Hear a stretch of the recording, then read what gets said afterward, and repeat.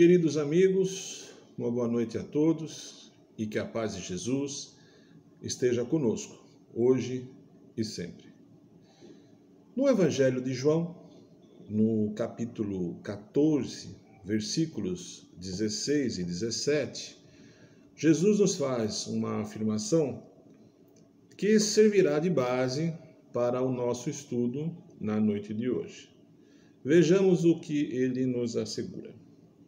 Eu, Jesus, rogarei ao Pai, e ele vos dará um outro Consolador, para que fique eternamente convosco.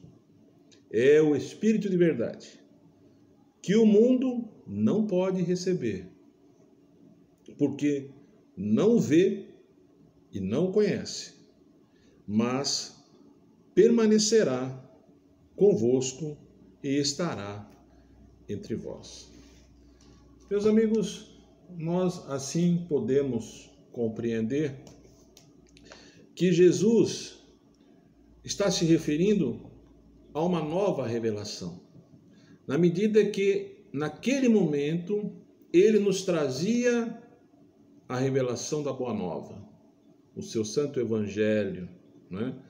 Completando aquele primeiro ciclo de informações que chegaram através das leis mosaicas, circunscritas à época ao povo judeu, nos trazendo, naquele momento, os ensinamentos baseados na lei de justiça. Jesus, naquele momento, porém, sem querer destruir a lei, como ele próprio asseverou, vem trazer uma segunda revelação, né? A revelação do amor e da caridade. Jesus veio com o intuito de espalhar para todo o povo o seu ensinamento, o ensinamento do amor.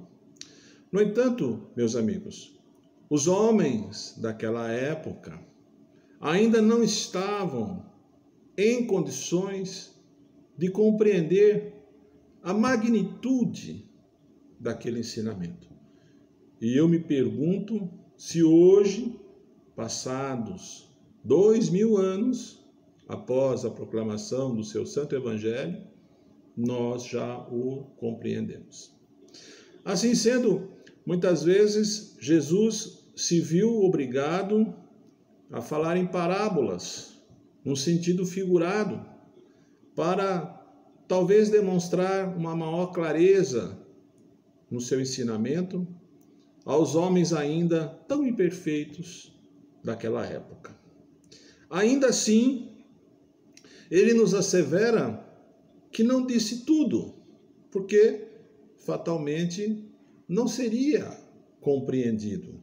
Não estava ainda o homem pronto para receber outras informações além daquelas que ele vinha trazido naquele momento. E eu fico aqui imaginando, não é? Quando Jesus nos fala: amai os vossos inimigos, perdoai 70 vezes 7, dai a outra face. Se esse ensinamento hoje já foi compreendido, eu creio que muitos de nós, a maioria talvez, ainda não conseguiu assimilar esse ensinamento. Imagina o homem daquela época, né? Então ele nos reserva para um outro momento aquilo que ele chama de um outro Consolador, que ficará entre vós permanentemente.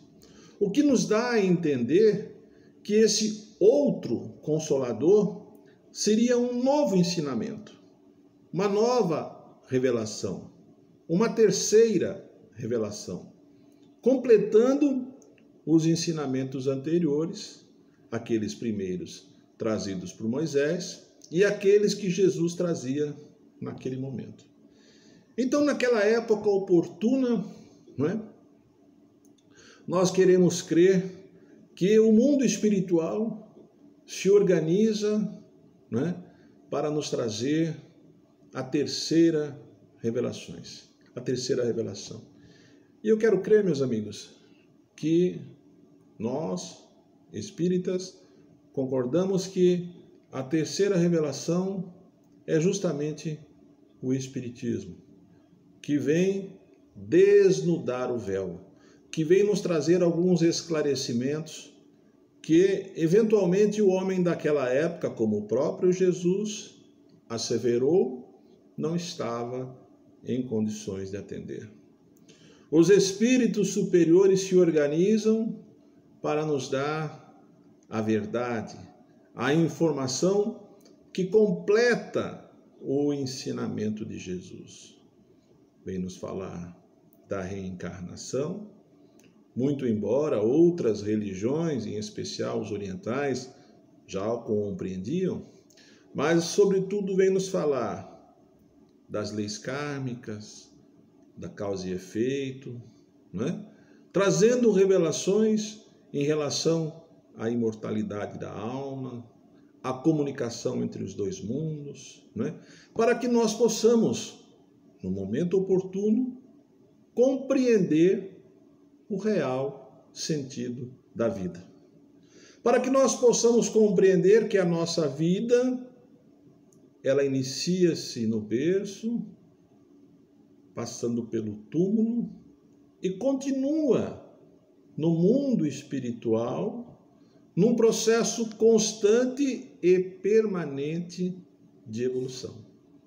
É isso que o Espiritismo nos ensina. Aliás, eu quero crer que o grande ensinamento que o Espiritismo nos traz é justamente esse, em relação à imortalidade da alma. Que nós estamos aqui tão somente num processo de aprendizado, para que possamos, com o decorrer das reencarnações, evoluirmos a chegarmos à angelitude. Foi o próprio Jesus que nos asseverou que podemos fazer o que ele faz e muito mais. Mas isso basicamente depende de nós. Depende de nós compreendermos que o ensinamento de Jesus naquele momento, o do amor e da caridade, é toda a base da sua doutrina, não é? E que o Espiritismo vem só completar essas informações, nos dando a certeza da imortalidade, da reencarnação, das leis divinas, em especial aquelas, como já dissemos, de causa e efeito. Assim sendo, meus irmãos, estamos diante de uma nova realidade que iniciou-se lá com Allan Kardec, que pôde compreender naquele momento, através dos sinais que vinha recebendo, que estava diante de uma grandiosa revelação. Cético que era, né, percebeu a inteligência, né, naquelas batidas, a inteligência que se sobrepunha e conseguiu compreender e extrair daqueles irmãos superiores esse ensinamento que nos norteia até hoje. E essa falange de espíritos superiores, comandada, como o próprio Jesus nos disse, pelo Espírito de verdade. E a missão nossa hoje aqui é tentar compreender quem seria esse Espírito de verdade. Inicialmente, nós poderíamos imaginar que o Espírito de verdade seria uma pleia de espíritos, uma falange, né, de espíritos que ali comungavam para nos trazer essa informação.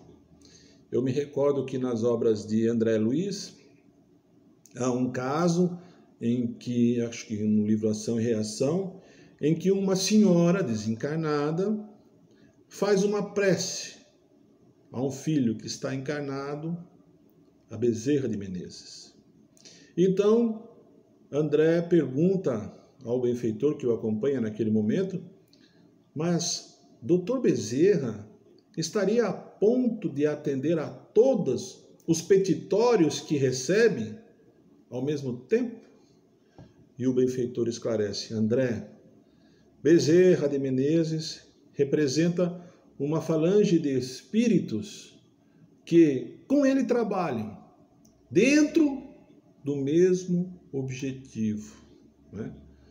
Mas aqui nesse caso, meus amigos, a individualidade do espírito de verdade fica caracterizada pelas suas próprias informações. No livro Obras Póstumas, Allan Kardec faz uma revelação que num determinado momento, mais precisamente na data de 24/3 de 1856, quando ele escrevia uma das obras básicas, ele percebe diversas batidas na sua casa e compreende que era um espírito que queria se comunicar com ele, mas que naquele momento ele não conseguia compreender o sentido da mensagem. No dia seguinte, porém, na reunião mediúnica, ele faz justamente essa observação, indagando o médium presente sobre quem seria aquele espírito que estava junto dele na sua residência, querendo se comunicar. E ele afirma: ele está presente, faça você mesmo a interpelação. E ele pergunta, e o espírito responde: a mim atribua tão somente a expressão a verdade. Sou um espírito familiar. Ali naquele momento, meus amigos, eu quero crer que Allan Kardec teve a oportunidade de compreender o tamanho, a imensidão de sua obra. Um espírito familiar, podemos compreender que seria um espírito simpático, não necessariamente um espírito que estivesse ligado à sua família consanguínea ou espiritual, mas que se apresenta como a verdade, né? E diz que estaria à disposição dele para que em determinados períodos pudesse esclarecer e lhe dar algumas informações. E eu fico aqui então, meus amigos, me perguntando quem seria esse espírito denominado espírito de verdade. Na minha humilde condição de estudante primário da doutrina espírita, fico imaginando que verdade, esse espírito que se apresenta como um espírito familiar, seria um espírito altamente superior, né? E me recordo então de algumas passagens do Santo Evangelho de Jesus em que ele se refere: eu sou o caminho, a verdade e a vida. Ninguém vem ao Pai senão por mim.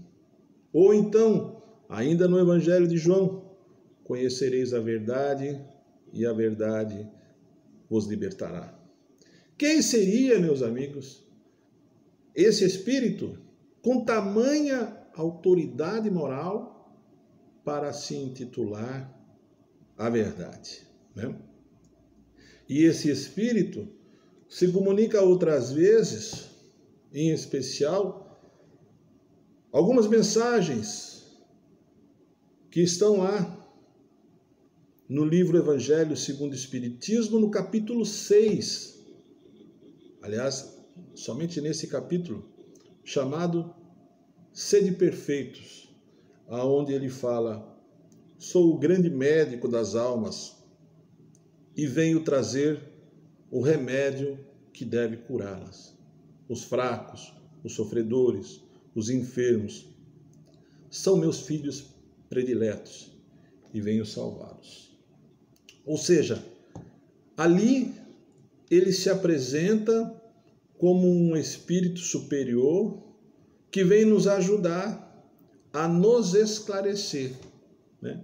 E aqui, meus amigos, nós fazemos essa compreensão em relação a esse aspecto quando ele nos afirma da salvação, não é? Qual seja o nosso entendimento que a salvação se dá pelas obras, pelo conhecimento, pelas atitudes, não é?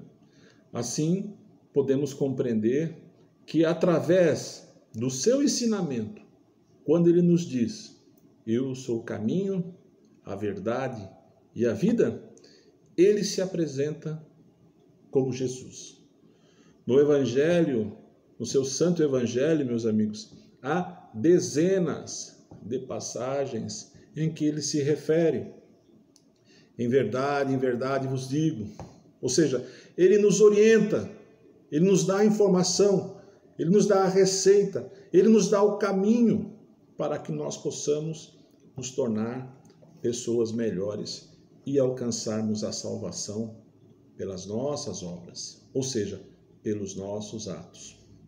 É muito cômodo para todos nós, meus amigos, acreditarmos que Jesus vindo e morrendo na cruz, ao lado de 2 ladrões, dedicou a sua jornada para nos salvar pela morte. Eu quero crer que a salvação se deu pela vida. E ele deixa uma mensagem ainda mais interessante a todos nós espíritas, não é? Também nesse mesmo capítulo, dizendo: espíritas, amai-vos, eis o primeiro mandamento. Instruí-vos, desde o segundo mandamento. Ou seja, é preciso, meus amigos, que trabalhemos continuamente, arduamente, nesse processo de reparação, de reforma íntima, de construção através do ensinamento de Jesus. Então, meus amigos, eu gostaria aqui de dizer que, em relação ao Espírito de verdade, quem seria esse Espírito? No meu modesto e parco conhecimento, acredito seja ele Jesus. Aliás, essa afirmação está no Livro dos Médiuns, no capítulo 31, Dissertações Espíritas, né? Lá no rodapé, onde Kardec afirma: em comunicação aparece, através do Evangelho segundo o Espiritismo, com a assinatura de Espírito de Verdade, em 1861, deixando a evidência de que aquela comunicação é atribuída a Jesus. Mas por que Kardec, então, nunca cravou essa informação? Apenas numa nota de rodapé. Eu fico imaginando, meus amigos, diante de tantos obstáculos que Kardec enfrentou para a divulgação da doutrina dos espíritos, tivesse ele cravado que o Espírito de verdade seria Jesus. A resistência, talvez, que ele tivesse encontrado na sua obra, né? Então eu quero crer que, por motivos óbvios, Kardec não faz essa afirmação de forma concisa e objetiva. Mas eu gostaria também de salientar que, da mesma forma que não podemos cravar que Jesus é o Espírito de verdade, muito embora compreendemos que tudo leva a crer que o seja, essa é a minha opinião pessoal, né?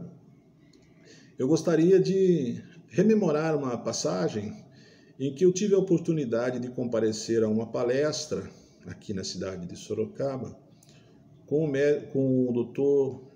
De Luca, né? Quando ele esteve aqui em uma de suas passagens, e após terminada a sua exposição, alguém levantou a mão e perguntou a ele: De Luca, poderia me dizer onde nasceu Jesus? E ele então pensou e respondeu: Olha, meu filho, Eu também já me fiz diversas vezes essa pergunta, né? E em determinada ocasião, quando eu estava justamente estudando esse assunto, diante de mim aparece uma autoridade espiritual que me interroga: qual é a dúvida, meu filho? E ele diz: eu gostaria de saber onde nasceu Jesus. E então aquele amigo espiritual responde a ele: não importa onde ele nasceu, mas quando ele nasceu no seu coração. Meus amigos, é essa pergunta que nós temos que responder. Não importa talvez quem seja o Espírito de verdade, né? No entanto, compreendemos que esse ensinamento muito provavelmente deve estar vinculado à figura de Jesus, a quem nós não podemos imaginar que tenha ficado lá, depois da sua passagem, numa sala em ar-condicionado, vendo o que está acontecendo aqui embaixo. Não, eu acredito que Jesus está trabalhando continuamente, diuturnamente, ajudando-nos a todo momento, né? Mas e nós? Quando é que nós compreendemos o nascimento de Jesus em nossos corações? Estamos nos aproximando agora das festas natalinas. Eu observo muitas casas já enfeitadas, né? Por dentro, por fora, né? Esperando a chegada do menino Jesus. Mas será que nós estamos preparando também os nossos corações para o nascimento de Jesus em nossas vidas? Será que nós já estamos em condições de compreender que há 2000 anos aquele Galileu, simples, humilde, veio nos trazer um ensinamento? Aliás, toda a sua obra poderia ser resumida no mandamento do amor e da caridade. E nós aqui, passados 2000 anos, ainda muitas vezes ficamos nos degladiando por bens materiais, por posses, por posição social, mesmo sabendo que num determinado momento, que independe da nossa vontade, nós vamos desencarnar. E quando nós desencarnarmos, meus amigos, nada levaremos desse plano inferior. Somente aquilo que fizemos. E é isso, e é esse o ensinamento, talvez maior, que o Espiritismo queira nos dar. Estamos aqui num processo contínuo de evolução, num processo de cultivo, de plantação. E quando nós chegarmos lá, no mundo espiritual, nós não seremos perguntados se éramos doutores, senhores da lei, ou simples profissionais dedicados a uma rústica profissão. Não seremos perguntados se somos ricos ou pobres, porque nada vamos levar. Não seremos perguntados tão somente se somos espíritas, católicos, protestantes, porque a religião é tão somente um rótulo que nos é atribuído nessa encarnação. Mas será interrogado a nossa consciência daquilo que fizemos ou deixamos de fazer, daquilo que produzimos ou não produzimos, no intuito de ajudar uns aos outros nesse processo contínuo de evolução moral e intelectual que estamos todos afeitos aqui enquanto encarnados. Meus amigos, o Espírito de verdade, na minha opinião, na minha modesta opinião, é Jesus. Mas o que importa de fato é quando Jesus nasceu nos nossos corações. Eu quero crer que essa é a grande reflexão que devemos fazer. Assim como na obra Nosso Lar, quando André Luiz se apresenta como um novo amigo, no seu prefácio, Emmanuel esclarece: não importa quem o seja, importa as informações que ele nos traz. E agora digo a mesma coisa. O que importa mesmo, de fato, é o que estamos fazendo diante desse ensinamento que Jesus nos trouxe. Queridos amigos, obrigado pela atenção, pela oportunidade e até uma próxima, querendo Deus, que assim seja.